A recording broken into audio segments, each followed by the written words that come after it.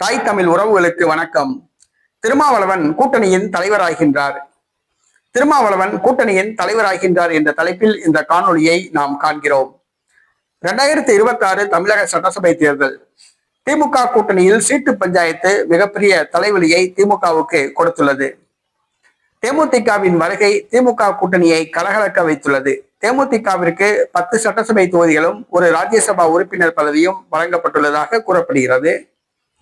கடந்த 10 ஆண்டுகளாக திமுக கூட்டணியில் இருக்கிற விடுதலை சிறுத்தை கட்சி தனக்கு ராஜ்யசபா எம்பி பதவி கேட்டது. ஆனால் திமுக மறுத்துவிட்டது. இந்த சூழ்நிலையில் தேமுதிகவை விட தங்களுக்கு குறைத்து தொகுதிகள் வழங்கக்கூடாது என்று திருமாவளவன் கோரிக்கை வைத்துள்ளார். ஆனால் மு.க. ஸ்டாலினோ 8 தொகுதிகள் தான் வழங்க முடியும் என்று கூறியுள்ளார். கடந்த முறை 6 தொகுதியில் போட்டியிட்ட மதிமுக இந்த முறை 12 தொகுதிகள் கேட்கிறது. திமுகவோ வெறும் 4 தொகுதிகள் தான் தர முடியும் என்று கூறியுள்ளது. மார்க்சிஸ்ட் கம்யூனிஸ்ட் கட்சிக்கும் திமுகவுக்கும் தொகுதி பங்கீட்டில் இழுபறி நிலை நீடிக்கிறது. கம்யூனிஸ்ட் கட்சிகள் திமுகவுடன் அதிருப்தி ஏற்பட்டுள்ளது. இந்த சூழ்நிலையில் மதிமுக வைகோ பொதுச் செயலாளர் அவர்கள் நாளைய தினம் எழும்பூர் தலைமை அலுவலகத்தில் அரசியல் குழு கூட்டத்தை கூடுகிறார். தனக்கு குறைத்து வழங்கப்பட்ட தொகுதிகள் சம்பந்தமாக ஆலோசிக்கிறார்.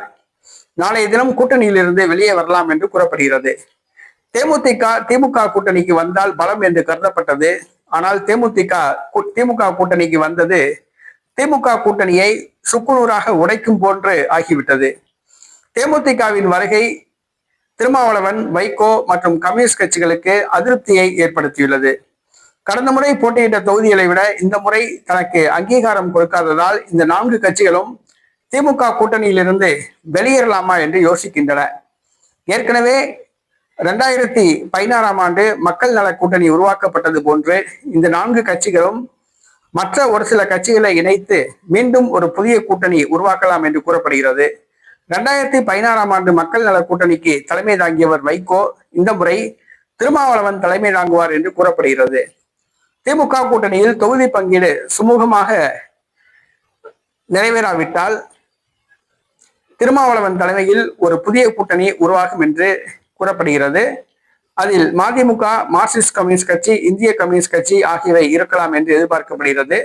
மேலும் ஒரு சில கட்சிகள் இணையலாம். திமுக தலைவர் மு.க. ஸ்டாலின் இந்த தொகுதி பங்கீட்டு பிரச்சனையை எப்படி கையாளப் போகிறார் என்பது தெரியவில்லை.